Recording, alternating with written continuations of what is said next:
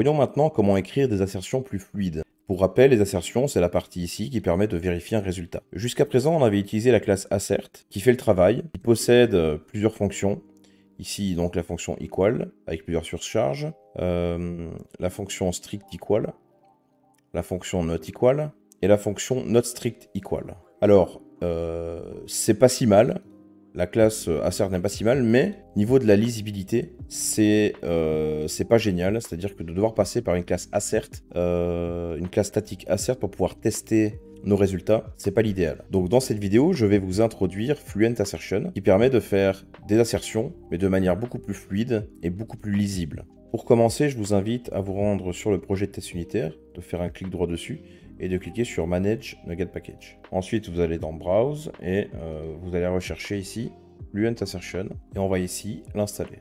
Une fois installé, vous pouvez fermer ici le gestionnaire de package et je vais vous montrer ici la différence entre les deux. Donc ici, nous avions notre ancienne manière de faire, assert.equal, et maintenant, on va pouvoir faire directement result.should. Vous voyez, c'est une méthode d'extension. Donc si on fait F12 dessus, on voit que c'est une méthode d'extension sur object, donc tous les objets auront cette fonction si on fait ici un using de Fluent Assertion. Donc ensuite, on ouvre les parenthèses, on ferme les parenthèses, et ensuite sur should, on peut venir faire un point B par exemple, et là, on peut mettre expected. Donc on voit que niveau visibilité, c'est tout de suite beaucoup plus parlant, et on n'est pas obligé de passer par une classe intermédiaire statique, assert, pour pouvoir faire nos insertions.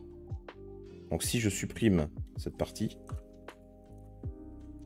et que je relance mon test, je vais ici dans Test Explorer et le test passe correctement. Donc pour la suite, du coup, nous allons utiliser Fluent Assertion. Voyons maintenant comment aller plus loin avec Fluent Assertion. Alors comme vous pouvez voir, ici j'ai rajouté un petit projet, technique de test, qui contient une classe échantillon, et j'ai aussi ajouté un projet de test unitaire pour tester ce nouveau projet. Alors évidemment, vous pourrez récupérer les sources dans les ressources de la vidéo. Donc en fait ici, on a simplement plusieurs types de valeurs. On a ici un string, un âge, une date, un objet, une liste d'objets, une liste de nombres et un événement. Le but dans cette première vidéo va être de tester les strings pour voir un peu tout ce qu'on peut faire avec Fluent Assertion. Alors je vous invite à vous rendre dans l'échantillon test, c'est là où on fera nos tests pour démontrer un peu tout ce qu'on peut faire avec Fluent Assertion. Donc pour commencer, on va ajouter ici public only échantillon. On va nommer ici SUT. Donc SUT pour system under test. Et ici, on va écrire le test unitaire pour le string. Alors faites pas attention au nommage. Ici, on n'est pas vraiment dans un cas de réel test. C'est simplement pour vous montrer ce que l'on peut faire avec Fluent Assertion.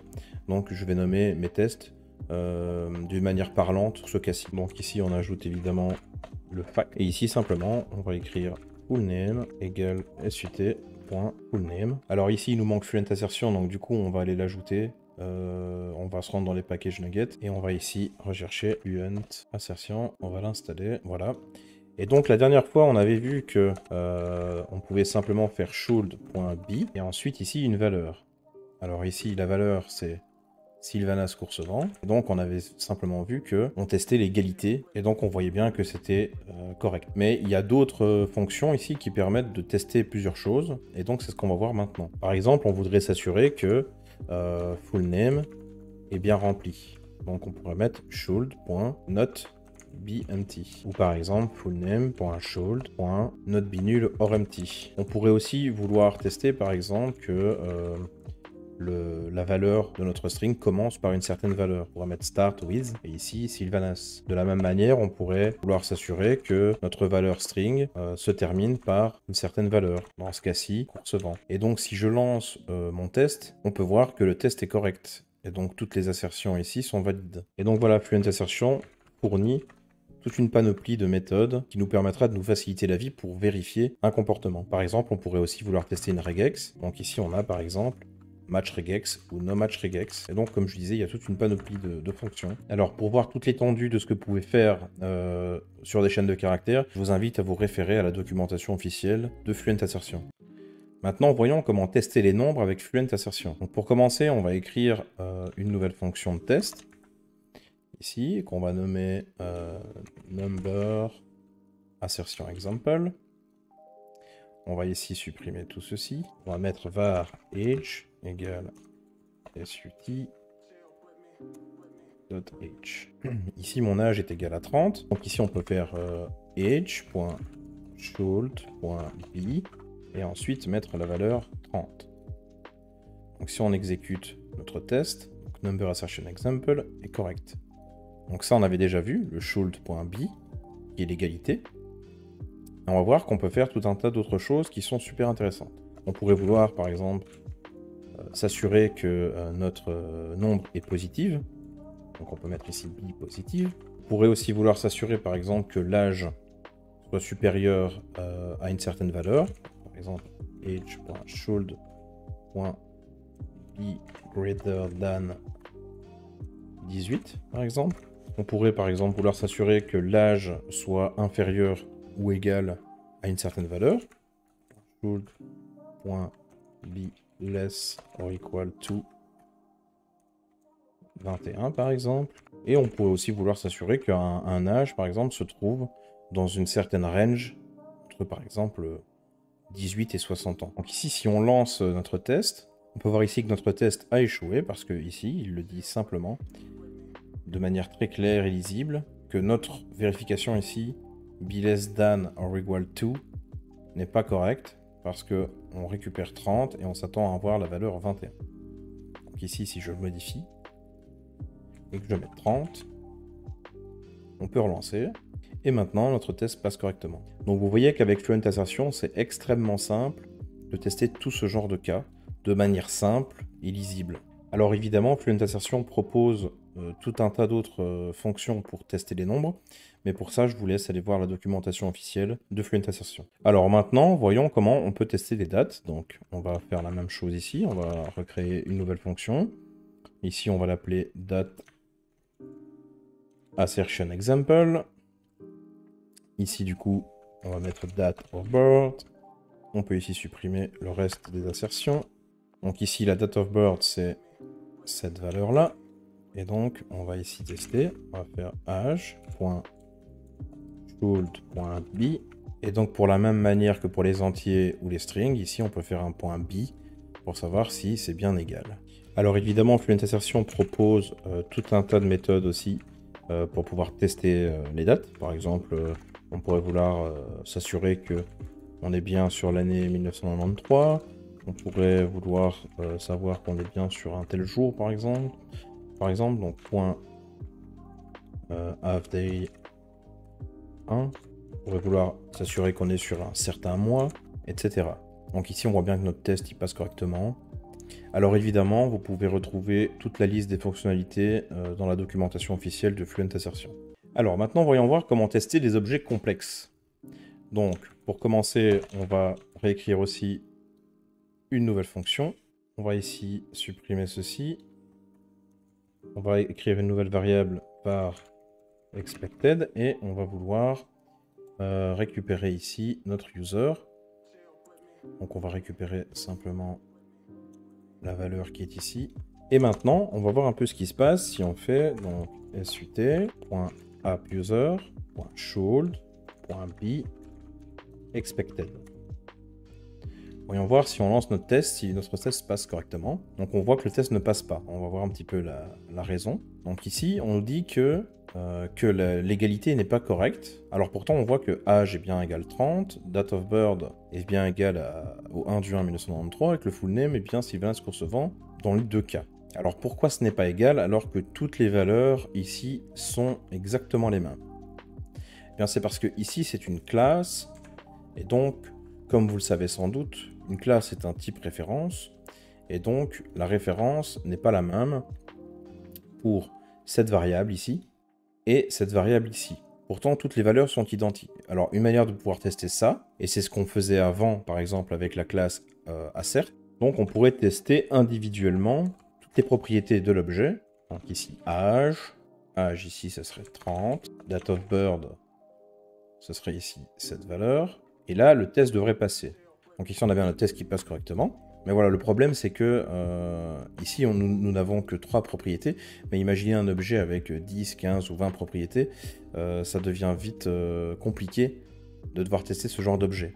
Et c'est là que vous allez vous rendre compte de la puissance de Fluent Assertion parce qu'il existe une fonction qui nous permet de tester les valeurs de l'objet en une seule fois. Donc ici, on peut faire should.be equivalent to expected. Et là, le test devrait passer aussi. Si on va dans Test Explorer, on peut voir que Object Assertion Example fonctionne correctement. Alors en fait, cette fonction-là, be equivalent to, va venir ici par réflexion, prendre toutes les valeurs de mon objet et va venir les comparer avec toutes les autres propriétés de ma variable ici, expected. De cette façon, c'est beaucoup plus clair et on ne vient pas ici avec un énorme bloc d'assertion pour tester chaque propriété de l'objet. Voyons maintenant comment tester des listes. Donc encore une fois, on va ici dupliquer cette fonction. On va mettre ici list assertion example. On va laisser ici notre objet expected. Et on peut voir ici que dans notre échantillon, on a ici un tableau de 3 utilisateurs. Donc on voudrait s'assurer par exemple que notre liste contient bien cet objet. Donc on va pouvoir faire sut.users.should.contain et mettre ici donc expected. Et là on va voir ce qui se passe. On peut voir ici que le test ne passe pas. On nous dit ici de la même manière que tout à l'heure que effectivement les valeurs sont bien présentes, mais la référence, elle, n'est pas correcte, puisque c'est un objet, et donc c'est une référence. Donc on a aussi une fonction qui nous permet de vérifier sur les valeurs, qui est contain equivalent of expected, et donc ici, on va pouvoir tester, et là, ça passe correctement. Alors, par exemple, si je change ici 31, ça ne passera plus. Donc je remets 30, je relance, et c'est de nouveau correct. On pourrait aussi vouloir s'assurer que notre liste contient un certain nombre d'éléments.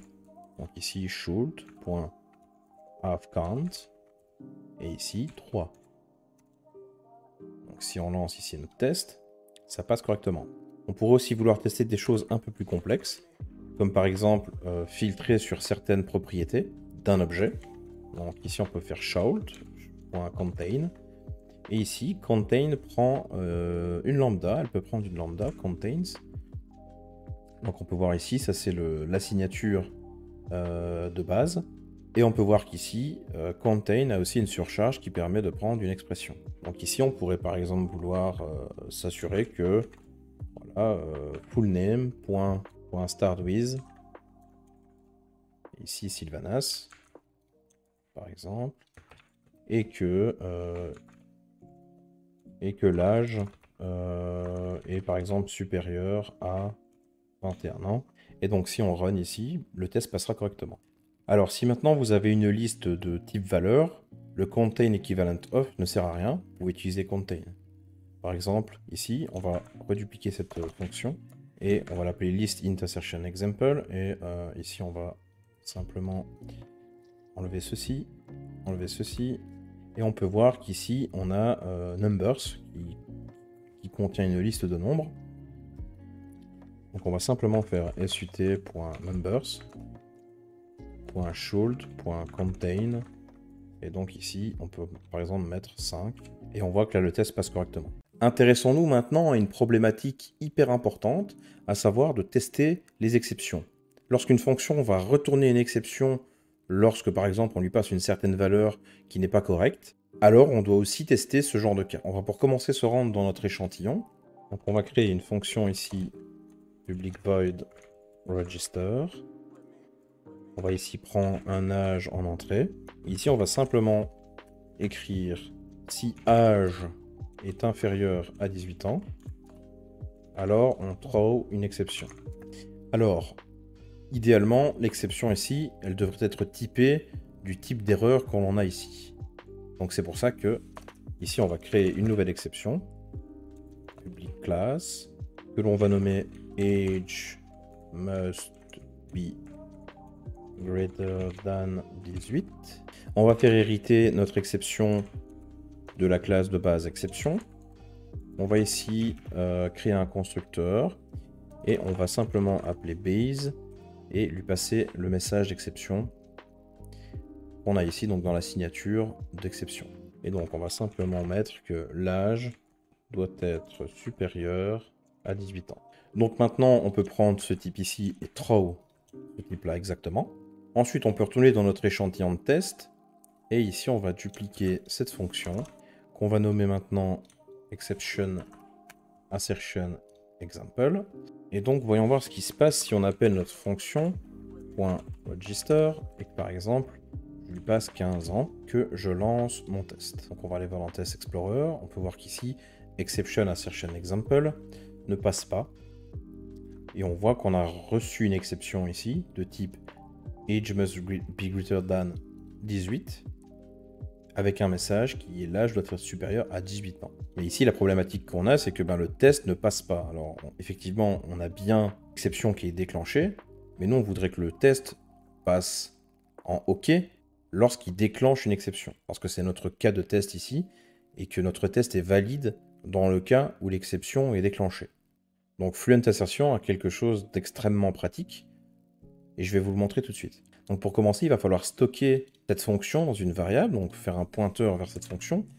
Donc ici, on va faire action, on peut l'appeler par exemple act, est égal, et donc là ici, on va faire un pointeur de fonction vers cette fonction register. Et ensuite, on va avoir tout un tas de fonctions qui vont nous permettre de tester notre fonction. Et donc ici, on pourrait simplement dire .throw, et donc ici, on peut le typer. Et donc notre type, c'est celui-ci.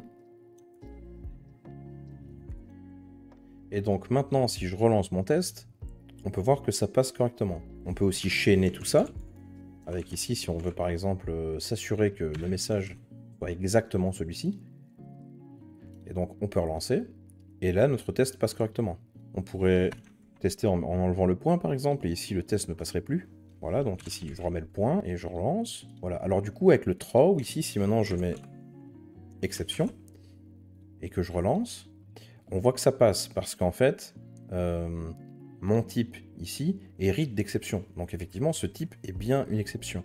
Mais on peut aussi s'assurer que ce soit bien un type précis, et non pas un parent du type. Donc ici, on pourrait mettre throw exactly, et donc si je relance, on peut voir que là, ça ne passe plus. Donc si maintenant je remets et je fais run, cette fois-ci, ça repasse correctement. Et donc on peut voir que à la lecture, c'est vraiment très clair et lisible. On peut lire, voilà, throw exactly age must be greater than 18 with message, et ce message bien précis. C'est très facile à lire, très compréhensible. Alors, petite précision, ici on voit qu'on a une action qui est un delegate, mais on pourrait ici avoir un autre type de delegate si par exemple notre fonction retournait une valeur, c'est-à-dire par exemple si on avait ici un booléen, et donc on aurait pu ici retourner return true, voilà. Et donc ici, on pourrait le changer en fait en mettant le delegate func, qui prend ici un result de sortie, et donc qui est ici dans notre cas booléen. Ce qui ne change pas ici l'assertion, mais on aurait pu tester le type de retour et ce genre de choses. Alors voyons maintenant une autre problématique vraiment intéressante, à savoir tester le déclenchement d'un événement. Si on retourne dans notre échantillon, on peut voir qu'ici j'ai un event de type event handler qu'on a appelé ici example event. Donc c'est example et non pas example. Et donc ici on va écrire une petite fonction public void raise example event. Et donc on va lancer example event et on va mettre ici this et eventArgs.empty. Alors maintenant, comment tester ça? Alors Fluent Assertion nous fournit un truc extrêmement intéressant, une fonctionnalité extrêmement intéressante. Je vais vous la montrer tout de suite. Donc ici on va dupliquer ceci et on va mettre ici Event Assertion Example. Donc Fluent Assertion nous fournit une fonctionnalité qui s'appelle Monitor. Donc on va l'appeler ici Monitor Subject égale SUT.monitor.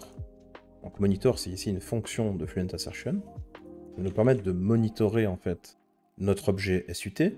Et ici on va pouvoir faire donc SUT.RaiseExampleEvent. Donc là j'appelle ma fonction dans l'objet SUT. Et là maintenant on va tester monitorSubject.should.raise. Et là on va aller récupérer notre nom d'événement. Et on va lancer ici notre test pour voir que le test passe bien. Donc si maintenant je commente ceci, et que je relance, on voit que là il ne passe plus. Parce que du coup on n'a pas déclenché l'événement, donc ça prouve bien que ça fonctionne correctement. Je vais le décommenter, le relancer. Et voilà, donc ça c'est une fonctionnalité super pratique, parce que sans Fluent Assertion, c'est très compliqué de savoir qu'un événement a bien été déclenché. Et on peut voir qu'il le fait de manière très simple, encore une fois extrêmement lisible, extrêmement fluent. Une question qui revient fréquemment, c'est de comment tester des méthodes privées. On va ici prendre un exemple. Admettons que je déporte ce code dans une fonction privée, que je vais appeler par exemple validator, qui prend ici un âge, et ici que j'appelle validator,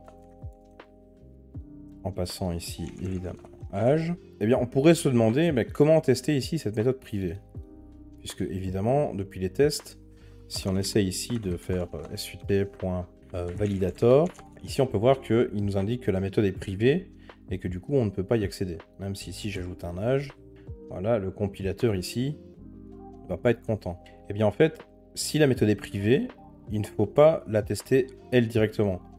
Si c'est une méthode privée, elle sera forcément utilisée par une méthode qui elle sera exposée de manière publique ou internale. Donc on la testera par l'intermédiaire de register toujours. Et donc du coup ici si je mets un point d'arrêt et que je lance ça ici en debug, voilà, donc on va passer dans validator et donc du coup forcément on pourra tester la méthode validator. Alors du coup ça c'est un concept à bien retenir, c'est que si la méthode a des raisons d'être privée, il ne faut pas changer son accessibilité parce que vous devez la tester.